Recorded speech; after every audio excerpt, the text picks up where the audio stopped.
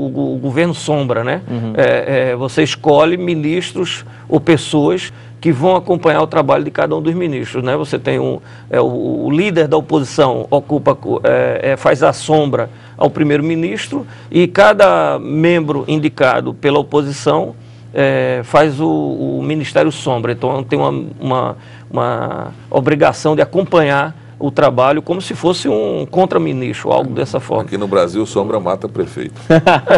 E aí é um presidencialismo de coalizão, né? Você se elege sem ter maioria no Congresso e tem que compor com um monte de partidos. Agora, há quem diga que a presidenta Dilma Rousseff teria essa boa intenção de colocar algum tipo de reforma.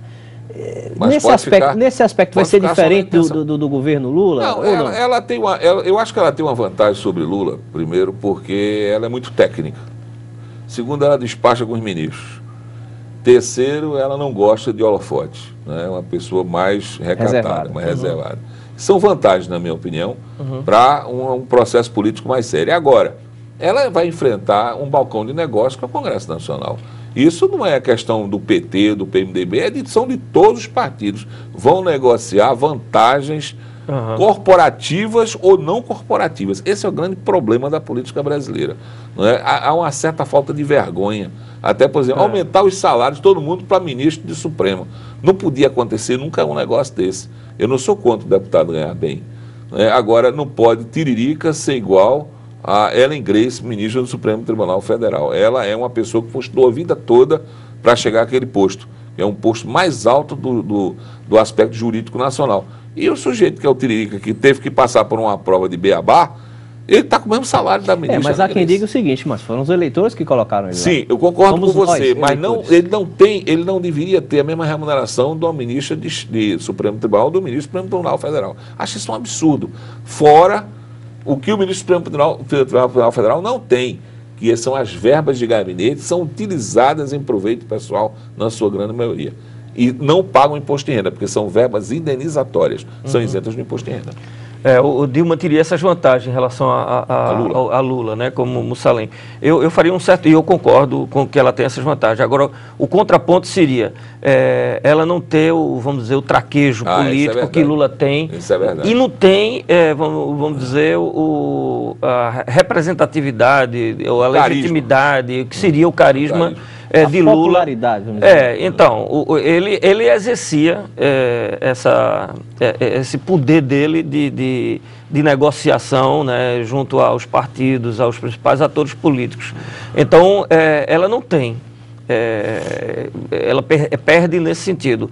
Mas, bom, enfim, esse primeiro mês foi um primeiro mês mais de acomodação e que, vamos dizer, com todas as dificuldades, até com o PMDB, ela tem saído melhor do que se esperava. Eu também acho, Por quê? Porque não é uma pessoa muito acostumada a esse tipo de negociação. Ela, pelo contrário, é acostumada a cumprir um papel executivo, tomar decisões. Mas não mandar. Que Lula, para chegar a tomar uma decisão, quer dizer, ele ouvia muito, conversava e tal, com o jeito dele, mais da experiência vinda do mundo sindical e a longevidade dele na política. O que é melhor? Esse poder de negociação? Acho que o ideal seria o intermediário, né? Mas aí é um modelo. Aí é um híbrido. Agora, realmente, tem que ser um híbrido. Não pode nem ser tanto técnico, nem tanto político. Agora, do ponto de vista da ciência política, a gente tem que pensar assim, a gente trata muito da vida como ela é, né? Talvez fazendo uma referência ao Nelson Rodrigues. Né? Como a sociologia estuda o que a sociedade e não como devia ser, né? Como devia ser, quer dizer, aí é mais da filosofia. Quando há o rompimento da filosofia, quer dizer, a moderna ciência política é criada com Maquiavel, etc., quer dizer, exatamente essa, é diferenciar. O nosso papel é dizer e explicar por que é dessa forma, né? E não como deveria ser, que é da real, e não da teoria, né? Então, aí esse seria um modelo ideal. Você ter um híbrido de alguém que tivesse um perfil executivo, de gestor, né? Mas que também fosse o que a gente chama de animal político, né? Que sabe... E dá para Dilma se adequar um pouquinho a isso aí? Leva um pouquinho dela, misturar um pouquinho. Leva tempo. Ela se adequa, né, Túlio? Agora, não é tão fácil, né? Porque ela tem 63 anos. Então, a pessoa tem 63 anos, ela tem uma cabeça muito formada. Né? Então, ela vai ter que, de uma certa forma, mudar alguns padrões que ela tinha no exercício de ministra-chefe da Casa Civil ou de ministra das Minas e Energias, como ela foi antes. Que era uma pessoa bastante mandona, né, e braba, como a gente diz aqui no Nordeste, dava esporro no pessoal. Então, ela deve estar dando os esporros dela. Agora, ela não pode dar um esporro no presidente da Câmara, né, nem no presidente do Senado. Ok. Bom, nós vamos continuar discutindo a respeito desse assunto. E aí, já partindo para a questão regional, estadual e até municipal, no terceiro e último bloco de hoje.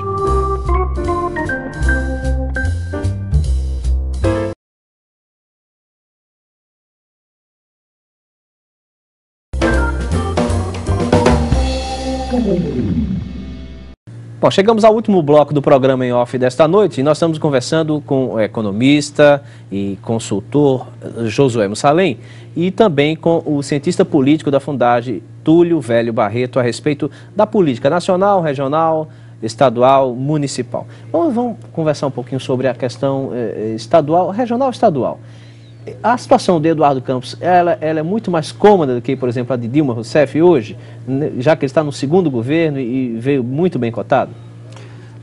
Nesse sentido, sim, é muito mais confortável, né? Você, depois de cumprir um mandato e se eleger nas condições, sobretudo, isso mostra o conforto que ele goza em Pernambuco. Se eleger da forma como se elegeu. Né, o mais votado proporcionalmente no país. No país e enfrentou um candidato, né, que sempre teve uma densidade eleitoral muito evidente, muito forte, com a trajetória política, né, um ex-prefeito do Recife, por 2 vezes governador, 2 vezes do estado de Pernambuco, e ele enfrentar e teve a vitória que teve. Elegeu os 2 senadores, houve a derrota de Marco Maciel, um nome expressivo da oposição, fez 20 dos 25 deputados federais, fez mais de 30 deputados estaduais de uma bancada de 49. Um total de 49. De 49. Quer dizer, é uma situação muito mais confortável, né? E teve 15 partidos na sua base de apoio. Dilma teve 10. Né? O PMDB, que é esse partido federativo, em Pernambuco ele está na oposição e é representado pelo candidato derrotado. Então, todo esse quadro, né, mostra do ponto de vista da política. Bom, e do ponto de vista vamos dizer, da euforia, né, do desenvolvimento econômico do Estado, essa autoestima que tem sido recuperada, né, em Pernambuco, evidentemente que colabora e tem implicações políticas, mas é muito mais a área de Mussalem. Não há o que contestar, Mussalem, em relação Não, de jeito nenhum. Eu acho que a análise feita por Túlio é perfeita. E, inclusive, quando ele começou a tocar na parte da economia, por exemplo, o Pernambuco está mudando o próprio paradigma industrial, com a refinaria, com o estaleiro, com a montadora. Por exemplo, a notícia da montadora é que ela traz 50 outras empresas de fornecedores de autopeças. Quer dizer, isso aí você criou um efeito fortíssimo para o desenvolvimento da economia metal-mecânica de Pernambuco e automotiva também. E uma coisa interessante é que processos como esse de modernização industrial, como aconteceu na Bahia com a FOR, eles mudam também até a forma do ensino. Por exemplo, a Universidade Federal da Bahia criou um curso de engenharia automotiva. O Senai da Bahia teve que fazer um grande laboratório para a área automotiva. E o Senai de Pernambuco vai ter que fazer a mesma coisa. E como é um sistema nacional, com certeza vão ser ampliadas as escolas de formação de técnico nível médio em Pernambuco por conta desses projetos. Então, realmente, a análise dele é perfeita. Do ponto de vista econômico, Pernambuco experimenta o maior surto da sua história, desde Duarte Coelho. E mesmo com essa contenção de despesas... Maurício de Nassau. E mesmo com essa contenção de despesas vinda do governo federal, esse aperto do cinto, isso vai trazer... Olha, alguma coisa sim, porque se você tem contenção, eu acho que contenção vem na área de investimento, porque o Manteiga disse que inclusive ia cortar uma parte do PAC, e Lula não gostou, na época que Lula ainda estava no poder, deve vir uma contenção no investimento. Ocorre que boa parte dos investimentos nossos são privados. Por exemplo, a refinaria não está dentro da contenção, porque a refinaria é Petrobras. Petrobras tem um orçamento próprio e receita própria. Fiat não está dentro da contenção com a empresa privada. Não é a mesma coisa a siderúrgica, também é uma empresa privada. Então, tem vários aspectos positivos no que diz respeito a não corte, porque são investimentos próprios. O que pode sofrer é a transposição e a transnordestina, porque esses são investimentos públicos, embora... Mas isso não causaria um dano ainda maior? Porque as obras já foram iniciadas. Causaria. Todo atraso causa, mas se for necessário, será feito.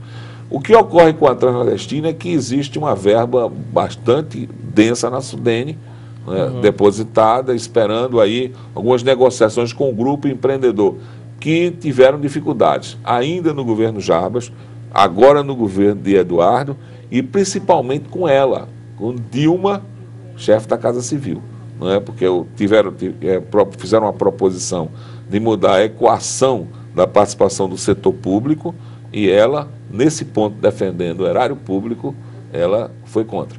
Ou seja, não aceitou a proposta feita pelo grupo empreendedor. A gente tem que pensar o seguinte, Mário Neto, sem dúvida, Dilma não é Lula. Né? Essa é uma questão óbvia, do ponto de vista político e da relação com Pernambuco. Algo pode acontecer em função dessas medidas macro, sobretudo macroeconômicas, que ela pode adotar de contenção de gastos públicos. E é evidente que o governador Eduardo Campos nunca foi uma sombra para Lula. Pelo contrário. Quer dizer, Lula sempre tratou ele como uma soma, para usar fazer um jogo de palavras, a gente pode dizer uma soma. E hoje ele é uma sombra? Hoje ele é uma sombra. Hoje é um competidor, ou um político que é bastante competitivo no plano nacional. Então, esse vai ser o... por uma vice-presidência. Por uma vice-presidência. Do Aécio, por exemplo.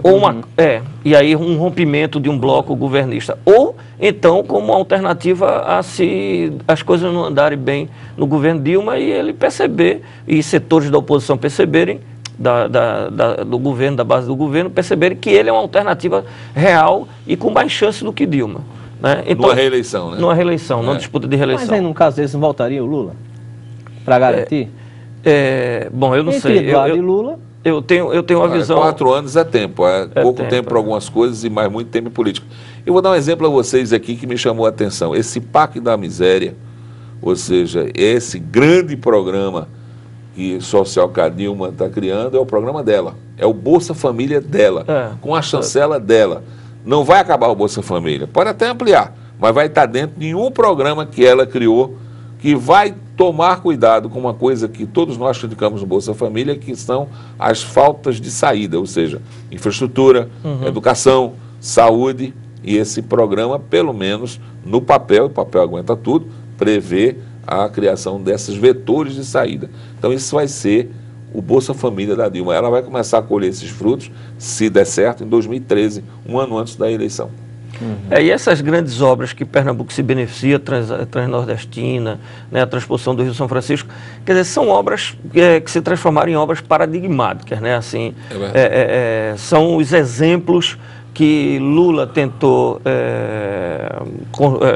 estabelecer e que tem uma relação com os governos petistas. Então, são marcas. Né? Nesse sentido, é muito difícil que uma obra dessa seja paralisada, porque ela é quase sinônimo de PAC. E PAC foi a grande bandeira de Lula. Então, seria, do ponto de vista da economia, seria negar a chamada era Lula, né? E não dar consequência a ela. Então, são algumas certezas que se tem. A gente tem que lembrar também que Pernambuco vai sediar, uma das sedes da Copa do Mundo. Sim. E isso pressupõe investimentos pesados na questão da mobilidade urbana. Não só pesados, como rápidos, né? E rápidos, sob pena de você ter um fiasco. Né? É daí que eu acho que até João da Costa, por exemplo, que o prefeito que retornou já, né, ao cargo, pode se beneficiar para tentar dar essa virada que se espera que ele dê em um ano. Né? É tempo hábil para se dar essa virada? É porque tem recursos, né? Ele tem condições, não sei se ele vai ser capaz, mas ele tem condições hoje, a gente pode dizer, de no próximo ano transformar Recife num grande canteiro de obras. Né, porque os recursos estão garantidos. Agora ele vai ter que se desfazer de alguns desgastes. Por exemplo, essas obras atrasadas, Capitão Temudo, Via Mangue, Dona Lindu, enfim, ele vai ter que se livrar primeiro disso. Vai, e não dá para fazer... Se livra acabando, né? Se livra acabando. E ele não pode priorizar isso